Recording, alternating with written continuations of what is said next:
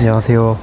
손에 들고 있는 건 뭐예요? 이거 상명대학교 논술 시험지입니다. 오, 작년 시험지? 네, 상명대 논술은 몇 문제 출제되나요? 10문제요. 이래 가지고 이제 국어 8문제 그리고 수학 문제 2문제가 나왔어요. 제가 풀었던 인문 시험에는. 자연계열은요? 자연계열은 수학 8문제, 국어 2문제가 나온 걸로 알고 있어요. 작년에 풀었던 거 한번 리뷰해 주실 수 있나요? 네, 이제 국어 같은 경우에는 8문제가 나오는데 이게 전부 다 수능 특강이나 수능 완성에서 다 볼 수 있는 내용이에요. 그리고 이제 학원 교재에서도 볼 수 있으니까 이제 그런 걸 보면 도움이 많이 되겠죠. 특히 이제 여기 난쟁이가 쏘아올린 공 같은 이런 지문은 수능 특강이나 수능 완성 같은데 무조건 있고 학원 교재에서도 이제 중요하다고 강조가 여러 번 된 지문이기 때문에 이거 봤을 때 아, 학원에서 본 게 그래도 많이 나오는구나 그래가지고 되게 도움이 많이 됐다고 생각했어요. 문제 유형들이 어떤가요? 지문이 있으면 약수령 논술 같은 경우는 일반 국어 논술처럼 이제 글을 쓰는 게 아니라 지문에 맞는 답을 쓰는 거기 때문에 지문을 미리 공부해 봤으면 이제 쉽게 풀 수 있는 구조로 되어 있어요. 그래가지고 이제 예를 들어서 아까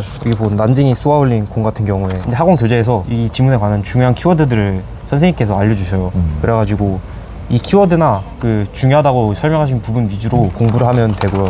그러니까 보통 선생님께서 중요하다고 하신 부분이 이런 식으로 문제에 나와요. 그래가지고 선생님이 중요하다고 하신 핵심 키워드나 단어 같은 거를 미리 공부를 해놓으면 보통 그 단어들이 답인 경우가 되게 많아요.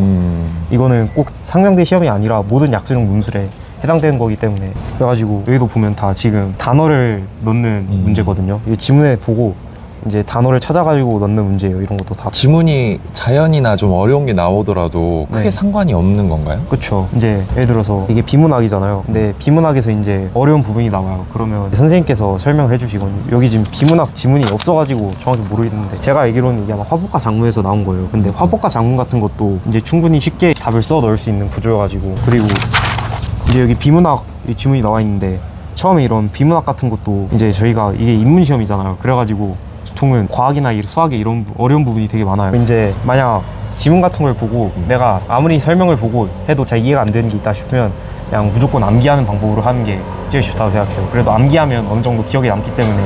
그러니까 미리 공부한 지문이 시험에 나왔다 그러면 이제 암기한 게 있으니까 푸는데 어느 정도 도움이 된다 볼 수 있죠.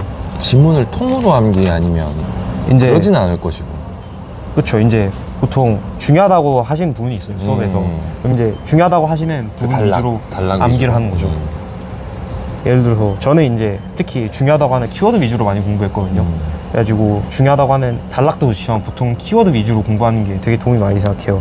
어차피 이 약수령 논술은 글을 쓰는 게 아니라 지문에 있는 맞는 단어만 쓰는 거기 때문에 키워드 위주로 공부하는 게 오히려 더 도움이 많이 되지 않을까 생각해요. 그래가지고 이제 국어는 다 비슷한 형식으로 다 단어를 찾아서 써서 넣은 거고, 이제 수학 같은 경우는 첫 번째 문제는 그냥 평범한 등차 수열 문제여가지고 사실 이거는 이제 어느 정도 공부를 했으면 쉽게 풀 수 있지만 사실 저는 시험 볼 때 두 번째 문제가 조금 어려웠거든요.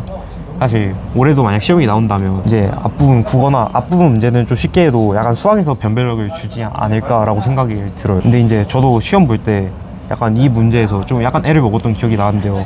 근데 잘 보면 이제 수능 특강에서 어려운 부분 있잖아요. 예를 들어서 뭐 스텝 3나 이렇게 뒷부분에 나오는 어려운 문제들이 있어요. 사실 그런 문제 유형에서 충분히 이런 비슷한 유형이 있거든요. 그 부분에서. 그래가지고 만약 수학에 자신이 없다 그러면 그 부분에 나오는 문제 위주로 좀 암기를 하면서 풀이법을 공부하는 게 좋지 않을까 생각이 들어요. 오늘 인터뷰 응해주셔서 감사합니다. 감사합니다.